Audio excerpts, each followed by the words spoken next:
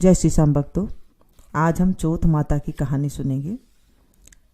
मंगशीर माह की कृष्ण पक्ष की चौथ को व्रत किया जाता है। वैसे तो हर महीने किया जाता है 13 की 13 चौथ। अभी कई लोग 4 चौथ भी करते हैं, कार्तिक, मंगशीर, पौष और माह। तो आज हम मंगशीर माह की चौथी कहानी सुनेंगे। बोलिए चौथ माता की जय। एक साहूकार था, उसके एक बेटा और एक बहू थी।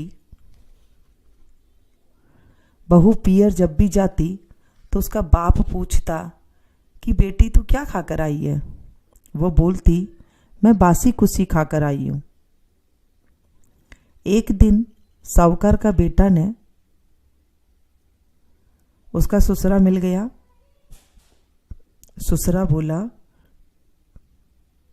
कि तुम लोग मेरी बेटी को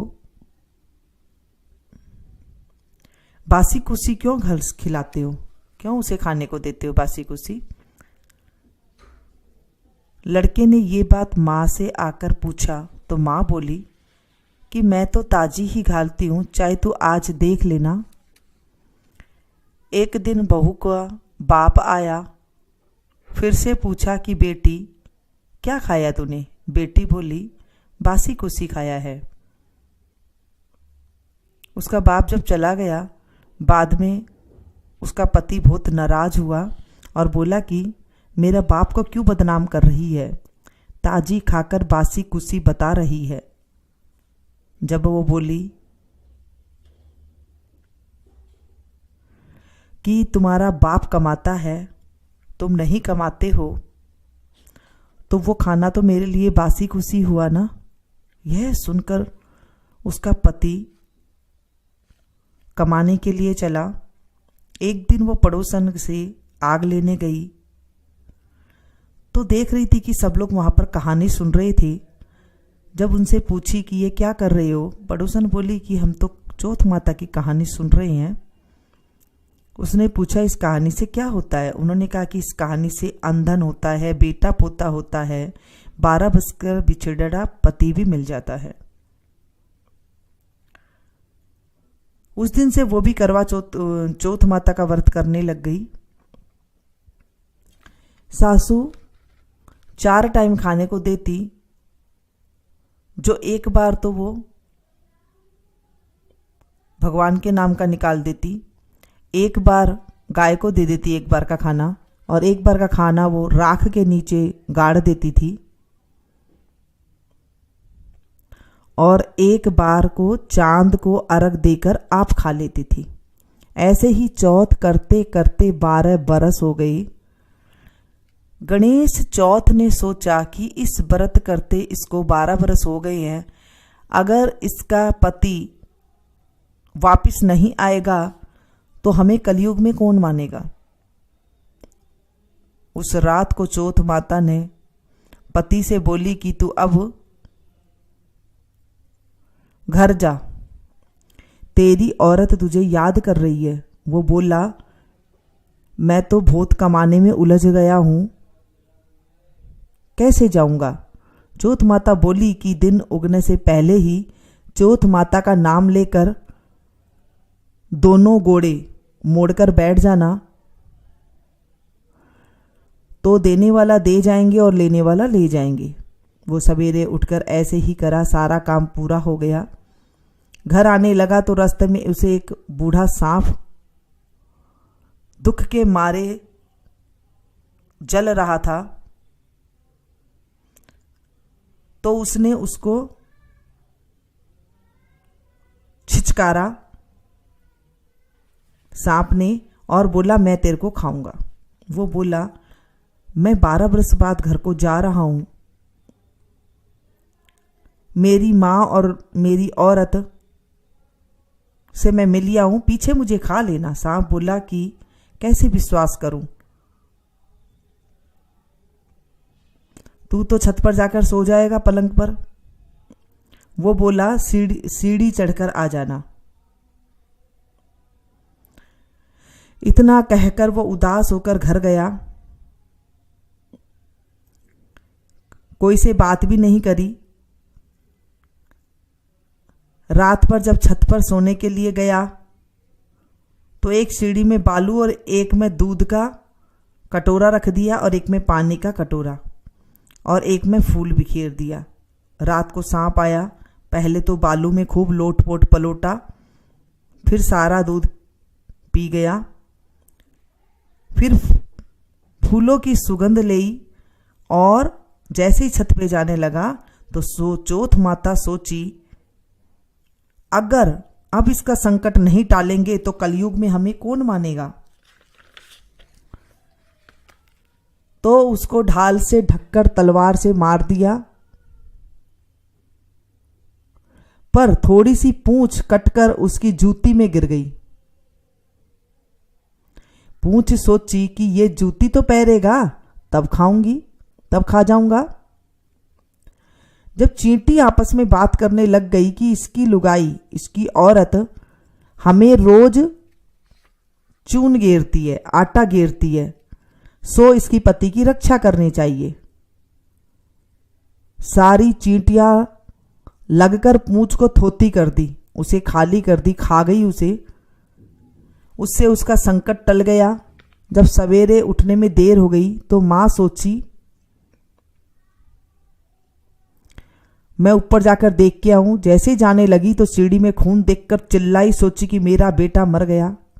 बेटा आकर सारी बात बताई और मां ने पूछा कि मेरे नाम से कोई पुण्य व्रत करा था क्या। मां बोली, मैं तो कुछ भी नहीं करा, पर लुगाई बोली कि मैं बारू चौथ तुम्हारे नाम से करा था। मां बोली कि मैं तो व्रत करते हुए तुझे देखा ही नहीं, तुझे तो चारों वक्त रोटी खाती थी तू तो। बहू बोली, एक टाइम का मैं हथकार का निकालती थी, एक टाइम का मैं गाय को देती थी, एक टाइम का मैं राख में गाड़ देती थी मिट्टी के अंदर, और एक टाइम का मैं चांद को अर्घ देकर खाती थी। ब्राह्मणी की लड़की को बुलाकर पूछा तो वो बोली, हाँ मुझे देती थी। गाय से पूछा तो वो उन्हें उसका भर दिया। राख को खोद कर देखा तो सोने की ईंट हो गई जो इसने रोटी रखी थी। सारी नगरी में उन्होंने हेला फिरा दिया। सबसे कहा कि पुरुष की औरत और बेटा की माँ सबको ये व्रत करियो। दीदा गोड़ा आंख गोड़ा को धीरा सी, और सबको ये व्रत को करियो। हे चौथ माता, जैसे उसको सुहाग दिया वैसे सबको देना। कहते को, सुनते को, हुंकारा भरते को मेरे परिवार को देना और हमारी रक्षा करना। इसके बाद विनायक जी की कहानी सुनते हैं। गणेश जी महाराज एक सेठ जी के खेत में निकल रहे थे तो 12 दाना जौ का तोड़ लिया, नाच का तोड़ लिया। पीछे गणेश जी मन में विचार करने लगे कि ये तो मैंने सेठ जी की चोरी कर ली है। गणेश जी सेठ जी के 12 वर्ष नौकरी पर लग गया। एक दिन सेठानी नित्य कर्म करके हाथ धो रही थी राख से, तो गणेश जी सेठानी का हाथ मरोड़ कर राख को फेंक दी और बोला, माटी से हाथ धुआ दिया। सेठानी सेठ जी से बोली कि ऐसा कैसा नौकर रखा है जो नौकर की जात होकर के मेरा हाथ मरोड़ दिया। सेठ जी गणेश सिया को बुलाकर बोला, तू सेठानी का हाथ क्यों मरोड़ा। तो वो बोला कि मैं तो एक काम की बात बताई है कि राख से हाथ धोने से कभी शुद्ध नहीं होते हैं। राख से हाथ धोने से घर की रिद्धि सिद्धि चली जाती है, माटी से हाथ धोने से घर में रिद्धि सिद्धि आती है। सेठ जी सोचा, गणेशिया है तो स्याना। थोड़े दिन बाद कुंभ का मेला आया तो सेठ जी बोला कि गणेशिया सेठानी को नुहा के लिया पानी के अंदर। गणेशिया ले गया।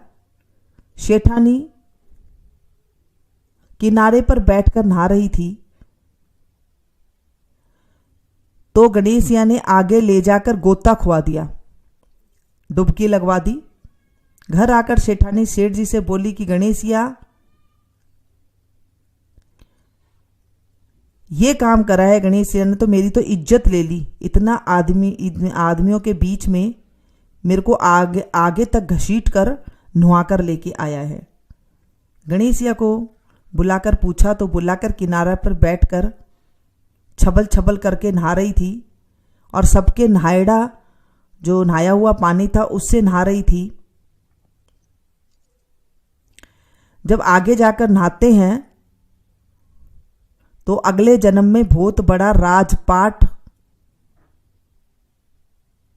मिलता है जिससे मैं उन्हें आगे जाकर नहला लाया। सेठ जी सोचा कि गणेशिया है तो सानिया भूषाना है ये तो। एक दिन घर में होम हो रहा था। सेठ जी बोला कि गणेशिया सेठानी को होम में बैठने के लिए बुला लाओ। सेठानी को बुलाने गया। सेठानी ने काली रंग की ब्लाउज पहना था। पैर का जब चलन लगी तो गणेशिया ने उसकी आंगी फाड़ दी और बोली कि लाल आंगी पहनकर चलो। सेठानी रूस गई। सेठ जी आकर पूछा कि क्या बात है। सेठानी बोले कि गणेशिया ने मेरी आंगी फाड़ दी है। गणेशिया को बुलाकर बोला कि तू बहुत बदमाशी करने लग गया है। गणेशिया बोला सेठानी काली रंग के कपड़े पहनकर जा रही थी, मैं तो उन्हें निकलवा कर लाल रंग के कपड़े पहनने के लिए बोला है। काला रंग का कपड़ा कभी शुभ काम में पहनने से काम सफल नहीं होता है। सेठ जी बोला भाई गणेशिया है तो समझदार। एक दिन सेठ जी पूजा कर रहे थे तो पंडित बोला कि मैं तो गणेश जी की मूर्ति लेकर के आओ। तो गणेशिया बोला कि मेरे को ही मूर्ति करके विराजमान कर लो, तुम्हारा सारा काम सफल हो जाएगा। ये बात सुनकर सेठ जी गुस्सा आ गया और बोला कि अभी तक तो तू सेठानी के साथ मस्करी कर रहा था, अब मेरे साथ भी करने लग गया। गणेश जी बोला कि मस्करी नहीं कर रहा हूँ, सच्ची बात कह रहा हूँ। इतना कहकर गणेश जी का रूप धर लिया। सेठानी सदैव संदेह कर गणेश जी की पूजा करने लगे। पूजा खत्म होते ही गणेश जी अंतर्ध्यान हो गई। सेठानी को बहुत धोखा हो गया और वो आपस में बात करने लगे, हमने तो गणेश जी हमारे घर में रहते थे, हमने उससे सारा ऊंचा नीचा काम करा लिया। गणेश जी सपना में आया और बोला कि मैं तो अपना खेत में से 12 दाना आपका खेत में से नाश तोड़ लिया था, उसका दोष उतारने के लिए मैं आपका 12 बरस काम करा। सेठ जी के करोड़ों रुपया की माया होगी। हे गणेश जी महाराज, जैसे वो सेठानी को दिया, सेठ को दिया, वैसा सभी को देना। इस कहानी को कहते को, सुनते को, हुंकारा भरते को मेरे परिवार को भी देना। हे गणेश जी महाराज, हमारी रक्षा करना। हे चौथ माता, हमने आज कथा सुनी है चौथ माता की। इस कथा में कोई गलती होगी हो तो हमें माफ करना। इस कथा को सुनने के बाद जो आपने चावल लिए थे, कनक ली थी हाथ में, आप उसे सूरज को जल दे दे। थोड़े से दाने, वो जो आपने कहानी सुनी है उससे आपको चांद को अर्घ देना है बस। और जो अलग से थोड़े से चावल या कनक लेकर के आपने सूरज को अभी अर्घ दे देना है। ऐसी कहानी सुनते हैं, फिर बायना निकालते हैं। बोले चौथ माता की जय, गणेश जी भगवान की जय। मिलती हूँ फिर से एक नई वीडियो में नई जानकारी के साथ। Thank you.